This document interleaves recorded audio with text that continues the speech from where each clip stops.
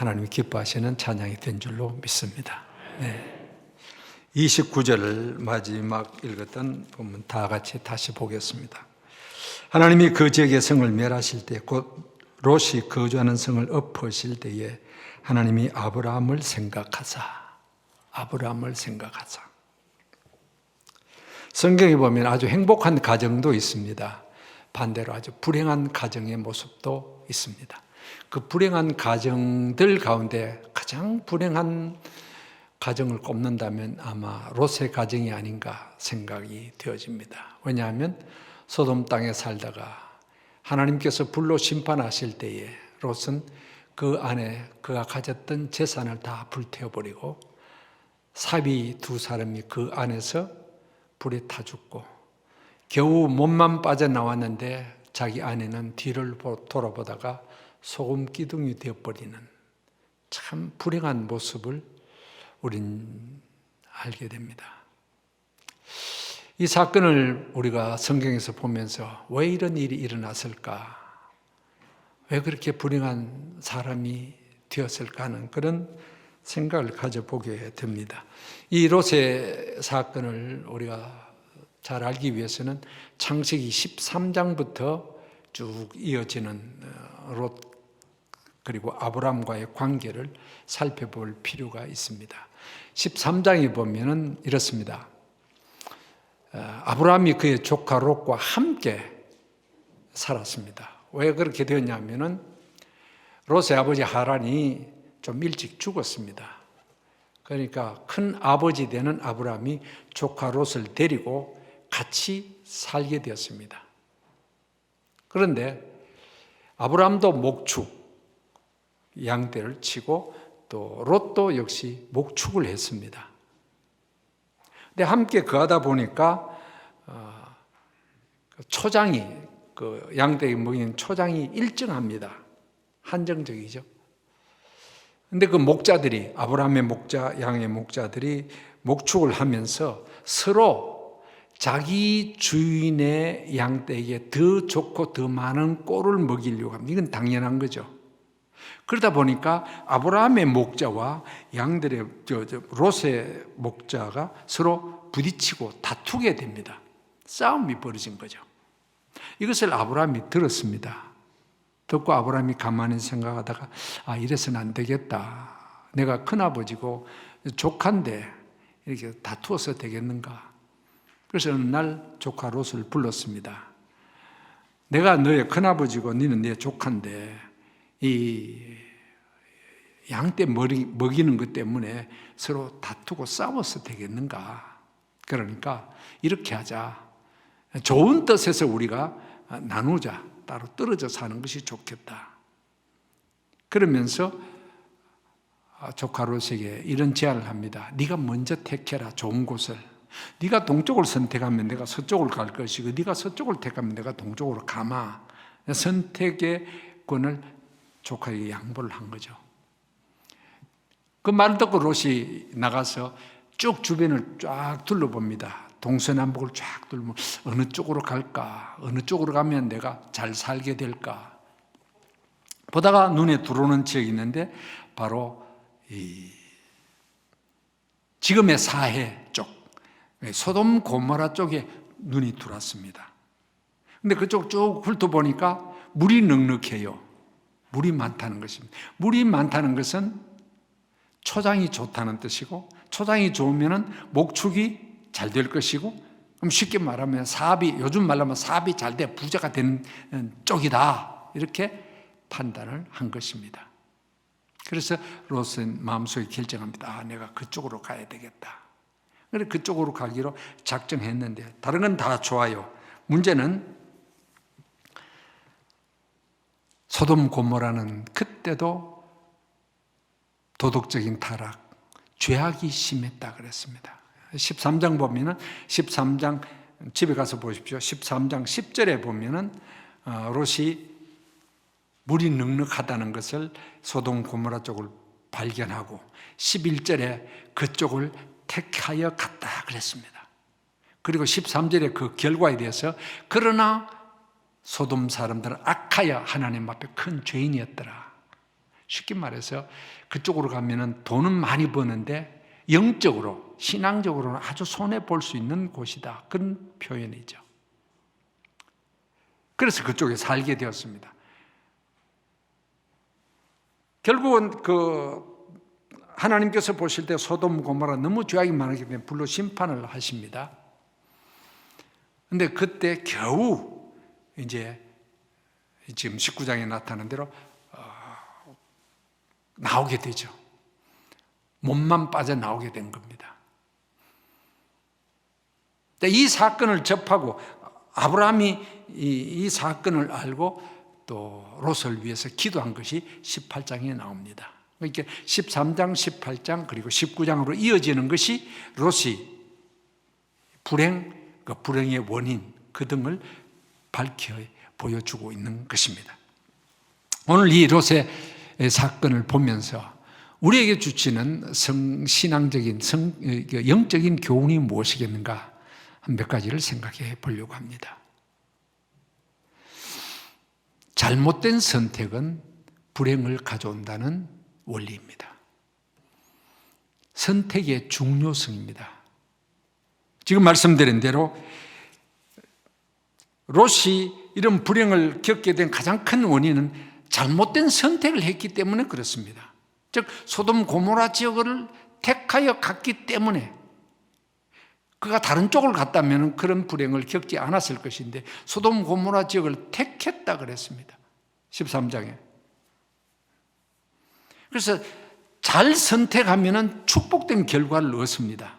그러나 잘못된 선택을 하면 불행한 결과가 온다는 것을 이 사건이 보여주고 있는 것입니다. 이것이 롯의 사건뿐만 아닙니다. 우리의 삶 속에 늘 선택하지 않습니까? 어떤 데는 별로 중요하지 않은 선택도 있습니다. 예를 들어서 남자가 아침에 출근하면서 넥타이 이걸 맬까 저걸 맬까 중요한 것 아니잖아요. 이건 매도 그렇고 저건 매도 그렇고 그런 아주 별로 중요하지 않은 선택도 있지만 어떤 건 굉장히 심각한 선택의 문제도 있습니다. 옛날에 이런 가전제품 광고 이런 거 기억하십니까? 순간의 선택이? 잘하시네. 이 대답하시는 분은 그래도 연세가 조금 있는 분입니다. 순간의 선택이 10년을 좌우한다. 가전제품 아마 냉장고였던 것 같아요. A사, B사 막 그냥 경쟁이 붙었습니다. 잘 선택해야 후회하지 않지. 냉장고 한번 잘못 선택하면 그거 버릴 때까지 후회합니다. 이놈 냉장고 왜 이걸 했던가. 저 회사 걸 샀으면 이러지 않을 건데. 그런 식의 한 10년 정도 후회하는 잘못된 선택도 있습니다. 그런데 10년까지야 냉장고 바꾸면 되니까 그래도 괜찮아요. 그런데 예를 들어서 부부의 문제, 남편을 선택하고 아내를 선택한다. 자, 여자 입장에서 이제 그것도 연애해가지고 해버리면 그건 말할 것도 없고, 그게 아니고 소개팅이든지 중매를 통해서 A라는 남자, B라는 남자를 딱 소개를 받았습니다. 고민되죠. 누구를 선택해야 내가 행복한 삶을 살까? A라는 사람 보니까 인물이 아주 좋아요. 근데 돈이 없어. B라는 친구를 보니까 인물은 별론데 돈이 많아. 이거 누굴 택해야 되냐? 어른들은 얼굴 뜯어먹고 사나 막 그러면서 막 또 이야기합니다.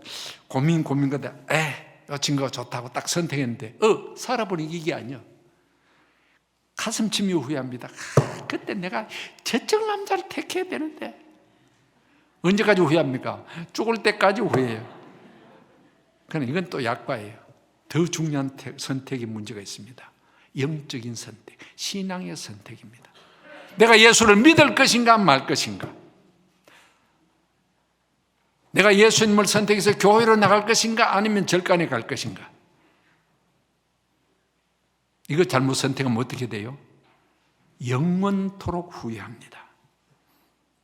예수 안 믿으면 영원토록 후회하는 거예요. 부자와 나사로 보십시오. 부자가 지옥에 빠져서 가슴을 치며 후회합니다. 그건 돌이킬 수 없는 후회예요. 부자가 하는 청년이 예수님께 나왔으면 내가 무엇을 하면 영생을 얻겠습니까? 쭉 말씀하시는데 나를 따르라 그랬습니다. 이 청년이 고민이 되죠. 물질, 재물을 팔아 구자고 예수님을 따라 영생을 택할 것인가? 영생 좋긴 하지만 그래 돈이 더 좋아. 돈을 택할 것인가? 잘못 선택의 갈림길에 그는 영생을 택하지 않았습니다. 그 친구 지금 지옥에서 후회하고 있을 거예요. 얼마나 선택이 중요한다 하는 것을 우리에게 보여주는 말씀입니다. 이런 일화가 있습니다. 미국의 22대 대통령 클리브랜드라는 대통령이 있습니다. 미국의 어떤 조그마한 시골에 클리브랜드가 주일날 아침입니다. 친구하고 둘이가 놀러 가는데 아주 못된 일을 하러 갑니다. 근데 재미는 있다. 못된 일을 합니다. 가다가 주일 아침이니까 예배당 앞을 지나갔다는 거예요. 지나가다 보니까 클리브랜드가 떡 쳐다보니까 요즘은 그게 없죠. 교회들마다. 옛날에는 또 시골에는 예배당 문 앞에 현판이 이렇게 있어요. 글씨로 써서 오늘의 설교, 설교자 아무개 목사, 설교 성경, 설교 본문, 그리고 제목. 아세요? 이건 아는 사람 별로 없네. 그렇게 있어서 그렇게 해. 요즘은 없지. 붙여놨어요. 근데 클리브랜드 딱 지나가다 보니까 그날따라 제목이 죄값은 사망이에요. 가슴이 철렁했는데 지금 죄지러 가는데 죄값 사망이래. 그래서 거기에서 친구 보고 야 저거 봐. 죄값 사망이래. 우리 죄지러 가는데. 그러니까 그 친구 에이 그 예수쟁이들 다 하는 소리니까 그건 신경 쓸 것 없어. 오늘 가면 기가 막히게 재밌다. 근데 예배당 문 앞에서 클리브는 아니야. 나 안 갈래. 그래서 그 문 앞에서 갈라집니다. 선택에 갈라집니다. 클리브들은 교회를 택해서 들어갔습니다. 근데 같이 갔던 친구는 세상을 향해서 그대로 가버렸습니다. 오랜 시간이 지난 뒤에 미국 전역에 제22대 대통령 클리브랜드 취임식을 한다는 것이 다 광고가 됩니다. 그런데 그때 시카고 형무소에서 가슴을 치는 한 죄수가 있었다는 것입니다. 누구냐? 어릴 때 클리브랜드와 함께 예배당 문 앞에서 선택의 갈림길에서 죄악된 세상을 향해 선택했던 그 친구였다는 것입니다. 그는 후회합니다. 나도 그때 클리브랜드 같이 교회를 택했다면, 신앙을 택했다면 내 인생이 이렇게 되지 않았을 것인데, 그런 이야기가 있습니다. 그럼 우리가 무엇을 선택할 때 왜 선택하느냐? 이유가 있습니다. 즉 선택의 기준이 있습니다. 일반적으로 사람들은 선택의 기준이 돈입니다. 돈 많이 벌기 위해서는 이걸 택해야 돼. 대부분 그렇습니다. 우리가 뭘 할 때 이걸 할까 저걸 할까 어디 뭘 해야 돈을 더 많이 벌지? 보통 그렇습니다. 그러나 돈을 중심에서 선택하면 당장에는 좋아요. 그러나 그것은 불행한 결과를 가져올 수 있습니다. 그럼 우리 신앙인들, 우리가 믿음으로 산다는 우리들은 어떤 선택의 기준을 가져야 바른 선택이 될 것인가? 세 가지 선택 기준이 있습니다. 우리 개혁주의 신앙에 있어서. 첫째는 하나님 중심으로 택하라. 나 중심이 아닙니다. 내 욕심 아닙니다. 하나님 중심. 하나님이 기뻐하실까? 그걸 기준으로 삼으라는 것입니다. 두 번째는 성경 중심입니다. 이것이 성경 원리에 맞느냐? 내가 하는 것이 어느 것이 성경의 원리에 맞느냐? 성경 중심입니다. 내 이성적인 판단이 아니에요. 성경 중심이 돼야 됩니다. 세 번째는 교회 중심으로 택해야 됩니다. 내가 이렇게 하는 것이 교회에 유익이 되느냐? 교회에 해를 끼치는 것이냐? 그거 중심으로 택하는 것이죠. 우리는 내 생각, 내 뜻, 내 욕심 채우는 그 중심으로 무엇을 할 때가 있습니다. 아니요.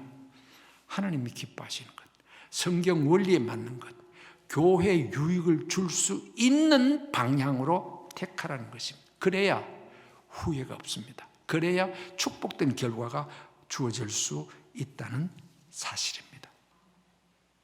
두 번째는 잘못된 선택 때문에로서는 이렇게 불행을 겪게 됩니다. 그러나 그 불행한 가운데서도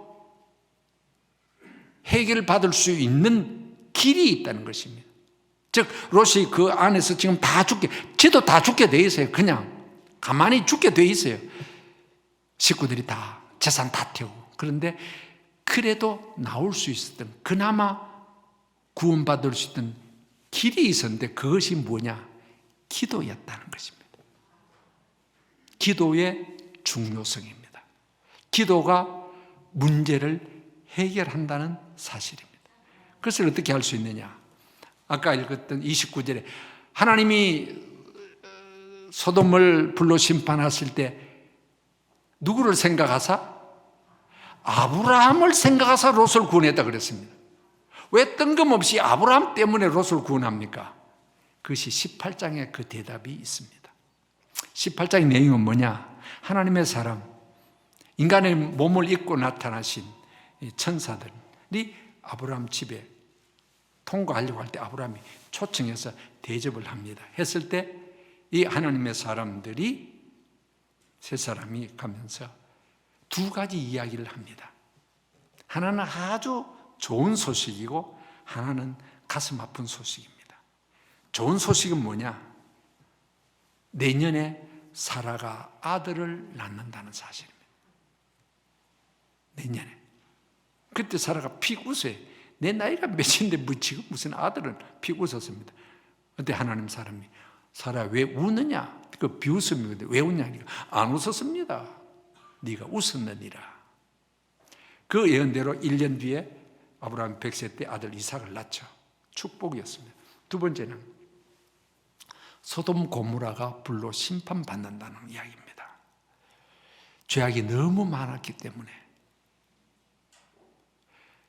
그런데 이 이야기를 듣는 순간 아브라함 가슴이 철렁 내려앉습니다. 왜? 조카 롯이 거기에 살고 있는데 불이 내려서 다 태워버리면 우리 조카 롯의 가정이 다 죽는데 이거 어떻게 할 것인가? 그래서 아브라함이 18장 24절부터 기도합니다. 아브라함이 기도합니다. 자기를 위한 기도가 아니라 조카 롯의 구원을 위해서 기도합니다. 우리가 잘 아는 그 유명한 아브라함의 중보 기도가 나옵니다. 하나님, 의인 50명 있으면 어떻게 하시겠습니까? 하나님께서 그래 50명 있으면 그 성을 용서하마. 5명 부족하면요 45명도 좋아. 하나님 또 5명 부족해 40명 같으면 어떻게 하시겠습니까? 좋아 40명도 좋아. 하나님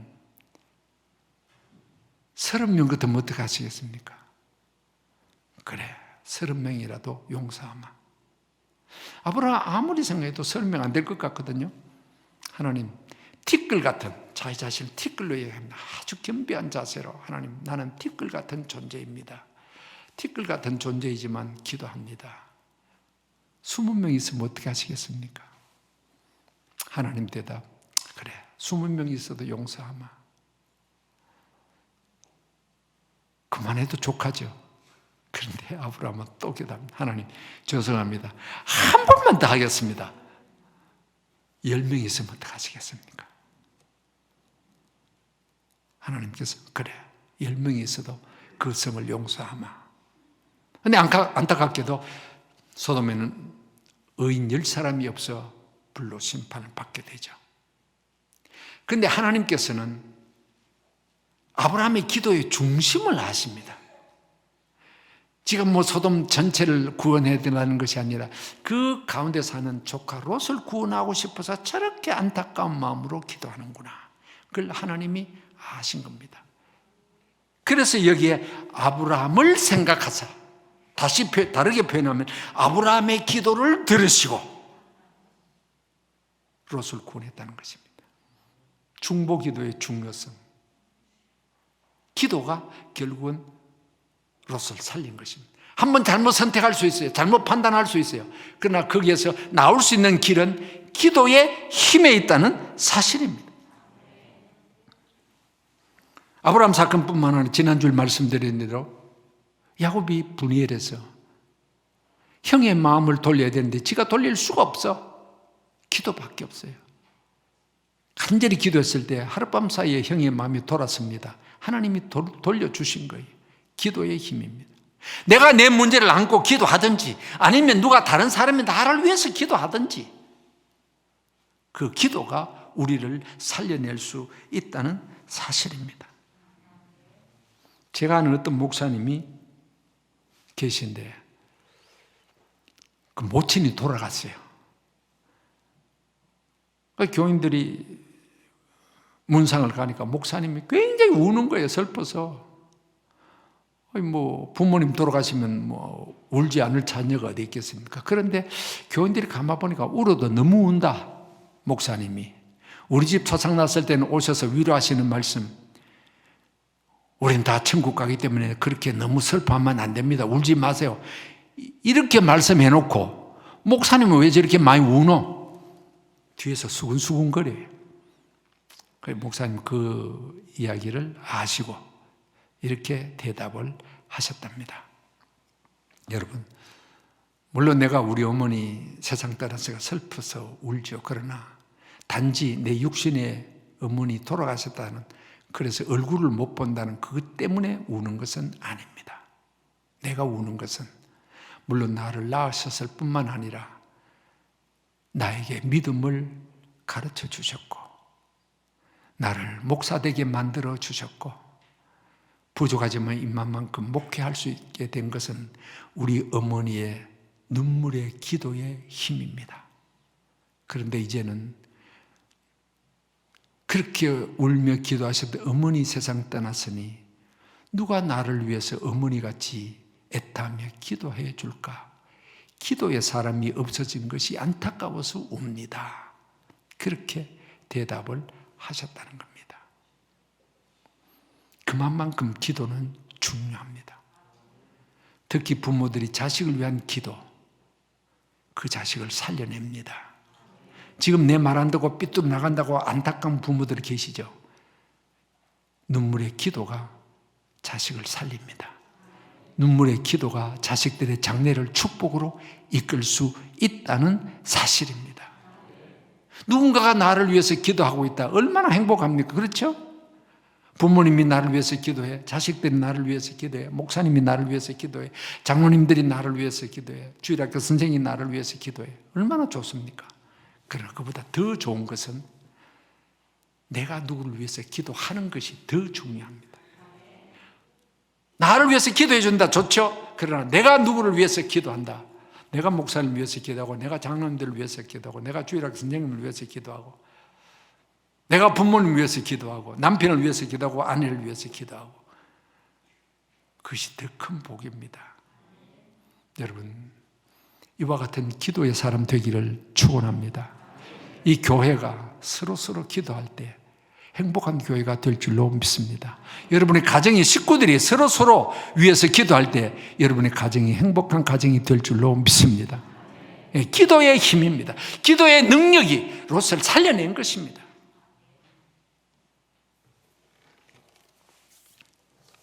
마지막 한 가지 더. 끝까지 순종해야 축복을 받는다는 사실입니다. 끝까지 순종하라. 이건 무엇을 가르치냐면 롯의 아내를 두고 한 말씀입니다. 26절, 롯의 아내는 뒤를 돌아본 거로 소금 기둥이 되었다. 성지순례 가신 분 아마 사해를 가보셨을 것입니다. 소돔 고모라 지역이 지금 사해 바다에 있는 지역이거든요. 저도 갔을 때 또 안내원이 이런 이야기를 합니다. 거기 가면 소금 기둥이 많아요. 사해 바다 옆에 소금 기둥인데 농담 삼아 하는 한 소금 기둥을 가리키면서 저게 바로 롯의 아내의 기둥입니다. 무슨 롯의 아내의 소금 기둥이 지금까지 저렇게 있을까요? 이제 그냥 농담 삼아 하는 이야기지만은 결국은 소돔 기둥이 된 사건을 생각하게 하는 말이었습니다. 누가복음 17장에도 종말을 살아가는 우리들에게 예수님 하신 말씀 가운데 하나가 롯의 아내를 기억하라. 뭡니까? 끝까지 믿고 끝까지 순종해라. 뒤돌아보지 말라. 신앙생활에 뒤돌아보지 말라. 그것을 말씀하신 거예요.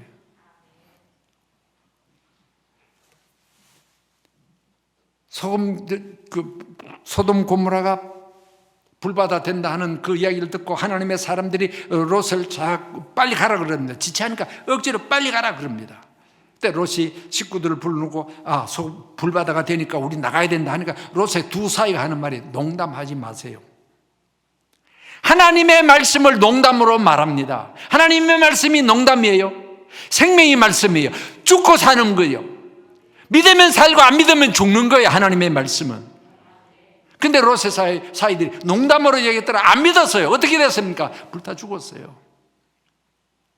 롯의 아내는 뒤돌아보지 말라 그랬습니다. 빨리 나가고, 하나님의 사람이 빨리 나가고 절대로 뒤돌아보지 말라 그랬습니다. 근데 뒤돌아봐 버렸어요. 26절 말씀대로 롯의 아내는 뒤를 돌아본 거로 불순종해요. 믿었으면 끝까지 가야 됩니다. 순종해야 된다는 사실이죠. 말씀을 믿었느냐? 끝까지 순종해라. 뒤돌아서지 말고 주님 뜻대로 살기로 했네. 주님 뜻대로 살기로 했네. 뒤돌아서지 않겠네. 이 찬송 알죠? 복음성가. 예. 지금 부를 시간이 없으니까 집에 가서 한번 불러보십시오. 은혜가 되지 않습니까? 주님 뜻대로 살기로 했네. 뒤돌아서지 않겠네. 뒤돌아서지 않겠네.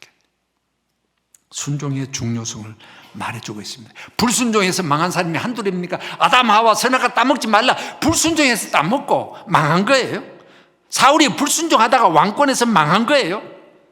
그러나 믿고 순종하는 사람은 다 하나님 앞에 복받은 사람이에요. 신앙생활 잘하는 건 뭐냐? 단순합니다. 복잡하게 생각할 것 없어요. 믿고 순종하자. 덮어놓고 믿고 덮어놓고 순종하자. 왜? 말씀이 명하시면, 말씀하시면 이게 좋은 신앙 아닙니까? 묻지도 말고 따지지도 말고 그래요. 예. 신앙생활 막 따지는 사람이 있어요. 따질 것 없어요. 그저 단순하게 말씀 앞에 아멘, 순종해라 아멘, 그럼 되는 거예요. 누가복음 5장에 보면 베드로가 밤새 그 고기를 잡죠. 한 마리도 못 잡았습니다. 예수님 오셔서 깊은 데로 가서 그물을 내려 고기를 잡으라. 말이 됩니까? 베드로는 어부 출신이에요. 예수님 목수 출신이에요. 아주 갈릴리 바다에 익숙해요. 밤새 잡았습니다. 못 잡았으면 오늘 이 바다에 고기 없다. 그것이 베드로의 판단이에요. 근데 깊은 데로 가서 그물을 또 내리래. 말이 안 되죠. 그런데 베드로의 한 말이 있습니다. 우리가 밤이 맞도록 수고를 하였을 때 얻은 것이 없지만은 말씀에 의지하여 그물을 내립니다. 고기가 엄청나게 잡히지 않습니까? 중요한 이 고백이야. 말씀에 의지하여 그물을 내는. 말씀에 의지하여, 말씀에 의지하여. 여러분, 무엇에 의지하여 합니까? 말씀에 의지하여. 말씀에 의지하여 내가 그물을 내립니다. 말씀에 의지하는 신앙, 말씀대로 믿고 말씀대로 순종하는 신앙.